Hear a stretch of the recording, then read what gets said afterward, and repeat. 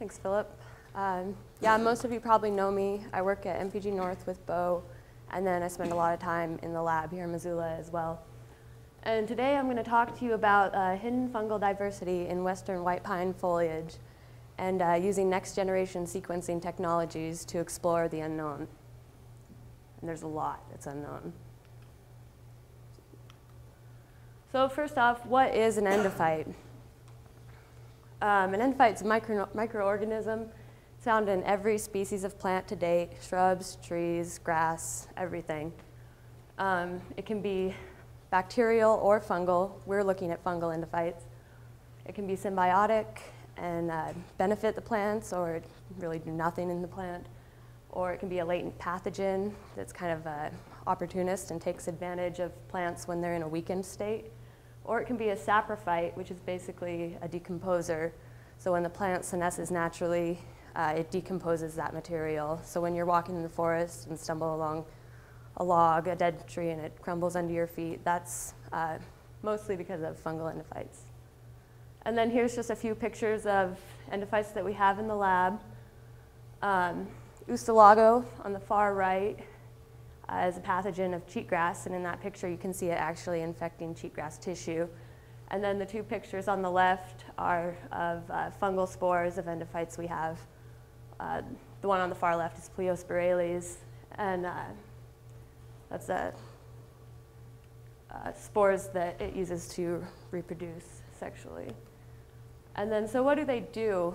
A lot of people don't really know what endophytes do in the plants. So there's a lot of really great papers out there, a lot of really good examples. For one, they increase resistance to herbivory in plants. They can increase resistance to pathogens. They increase growth rate and resistance to drought. And then some bacterial endophytes enhance invasibility. But really, there's not much known about endophytes in conifers, which is what we're studying. We do know that foliar nutrients like calcium, sulfur, and nitrogen associate with fungal endophyte communities. And we also know that there's some evidence of enhanced resistance to white pine blister rust. And so the questions that we're asking right now is, what are the potential benefits of fungal endophytes in white pines? Can they increase growth rate, disease resistance, or can they increase nutrient uptake? And then also, do endophytes already present in the plant have an inhibitory priority effect on colonizing endophytes? That is, do they prevent future endophytes from colonizing? And then how do these communities evolve? So to answer these questions, we planted 360 trees up at MPG North in 3 different locations. We had 4 different treatments per plot, which I'll get into in a second, and 30 to 40 white pine seedlings per treatment. And these were all treated shortly after planting. And each of the plots were pretty similar. They were all north-facing or northish facing slopes. They all had similar vegetation and similar soil properties. And then there's just a picture of us inoculating one of the white pine seedlings. We just sprayed on the inoculum. And then this is a breakdown of our numbers per treatment. We planted 2 different types of trees, 2 different genotypes. The Bingham was from a greenhouse in Idaho, and then the Swan Valley genotype is from seeds collected on the property that were grown in the same nursery in Idaho. And for the purposes of this study, we only sampled from the Bingham genotype, but the different genotypes, we'll be studying those later on in another study. So we had 4 different treatments. One was a group of established endophytes, which is basically endophytes that we have previously isolated from healthy adult trees on MPG North. And then Pezizales, which is a group of native endophytes that that Ganley and others have shown to enhance resistance to disease in white pines. Hyperparasites, which are fungal antagonists of other endophytic pathogens, and also producers of secondary metabolites, which could benefit the plant. And then, of course, the control, which we just sprayed down with water. And so here's our fungal inoculum growing up in the lab. Each treatment was actually composed of several different species in separate fungal cultures that we later mixed together. The orbital shaker in the picture was used to aerate the cultures to promote healthy growth. And they grow for about 7 to 10 days, depending. And at the end of that period, you get kind of a cloudy yellow broth stuff, like the stuff on the right. Also smells really bad. And so after you inoculate with this stuff, it takes about 2 weeks for the fungi to grow into the needles and successfully colonize. But then once that happens, we can surface sterilize the needles. We chop them up into pieces and plate them on growth medium, and we watch the endophytes grow out. And so you can see the white here is different fungi growing out of the needles into the growth medium that we had. And so we did a preliminary verification of our inoculum. We plated needles from our inoculated trees on the artificial growth medium, which is MEA.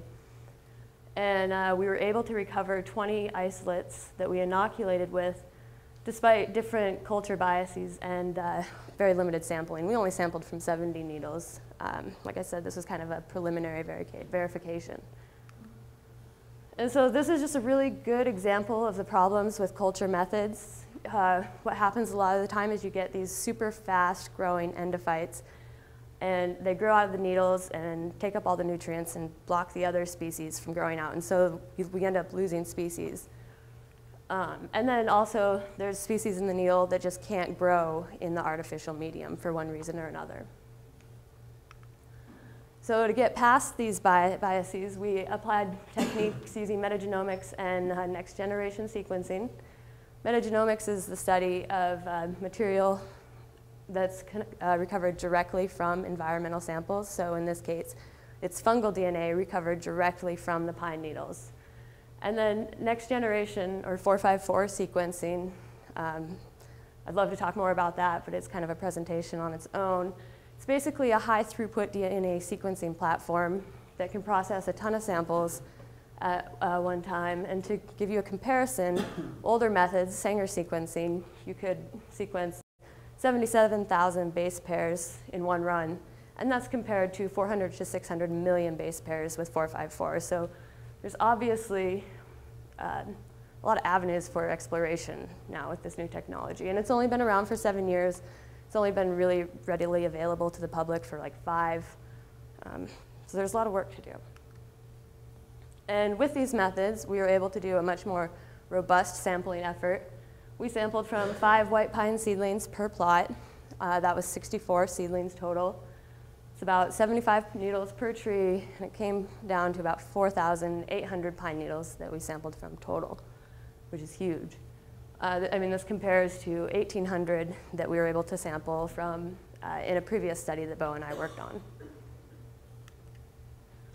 And so in the lab, I developed methods to extract the DNA directly from the pine needles. And what that involves is surface sterilization of the needles and a really thorough washing. And Heather actually helped a ton with this part. And then after that, we crush the pine needles and add a series of reagents that prepare the DNA for PCR, and then later on sequencing. So we send our samples away to the sequencing facility, and months of work, and 5,000 pine needles, you send it out, and it's like that much, like 400 microliters. So it's kind of scary. But, and what you get back is this huge file of DNA sequences. Looks something like that if you could look at it. But it has to go through it has to be processed a lot. And so we originally got back, from what we sent in first, we got back 90,000 sequences. But first you have to clean them up, eliminate all the singletons, all the sequences that were bad quality, those that don't have tags on them. And then you group all of those matching sequences, or all the ones that match, based on a 97% similarity threshold. And each of those groups is called an OTU, or Operational Taxonomic Unit. So in very simple terms, an OTU is representative of a species, or a taxonomic group. It's probably more accurate.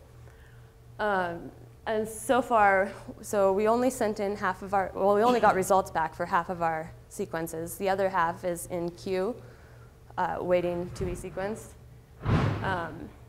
But so far, we have an initial return of 703 OTUs from about 2,000 needles, and based on that same 97% similarity threshold. And so this compares to about 69 OTUs that we got back from a previous study that Bo and I did. So then just to give you like a visual representation of how that adds up compared to similar studies, similar recent studies, that's us on the right. That's our current study. And then these other ones, that's the number of OTUs recovered from other similar studies using different methods, like cloning. Ganley used culture-based, our other study using culture-based methods, and then Rahala using DGGE. And you can see our study right now with just half of our samples sequenced kind of blows these other studies out of the water in terms of diversity. It's a lot of hidden diversity. And so we just got our data back 2 days ago. We're in the same boat as Dan. Just got our data back 2 days ago, and there's a lot of analyses that goes into this. So I can only talk briefly on it, and it's all pretty raw data. So these are our most abundant OTUs that we found, and they match most closely to these different taxonomic groups. There's 3 that are completely new to MPGN. We've never seen them before up there. And then the other ones we've found before in white pines, but at very low abundances, and especially the ones in blue we found only like once or twice. And kind of what we're looking for here are 2 possible results. There's a priority effect, which would mean a variation in our endophyte communities between treatments. And this would suggest that the treatments alter the endophyte communities and inhibit later colonizers. And if this is the case, then we're going to continue to monitor the growth of these trees and check their disease resistance and determine how the different communities affect them. And then there could also be no priority effect at all, which would mean no variation between treatments. And this would suggest that some endophytes are just better competitors than others, and then despite who colonizes first, they become the most abundant. But really, it's probably not quite so black and white as most things in science. There's probably also multiple competitive effects involved.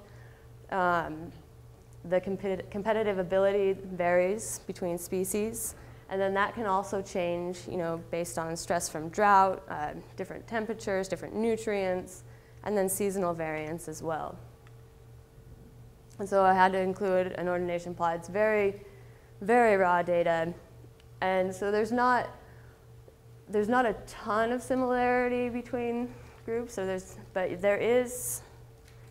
We did have a p-value of 0.233, which does indicate ecological differences between the treatments.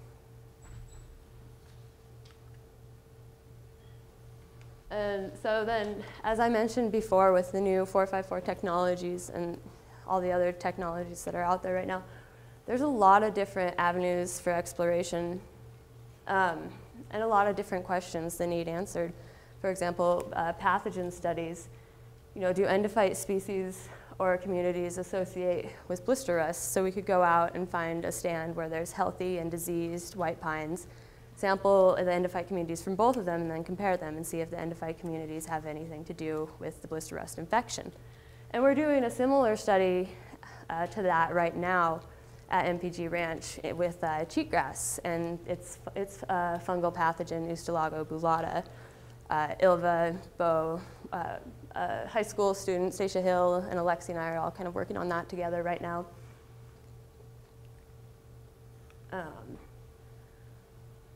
And then, of course, invasion ecology. There's a very recent study that showed that endophytes help prevent weed invasions in fescue, which is really cool.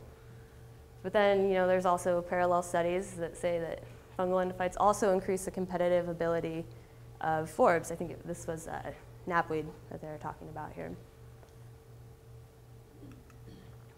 And then so some questions that we're thinking about right now is how does the endophyte, or how does the plant genotype influence the communities?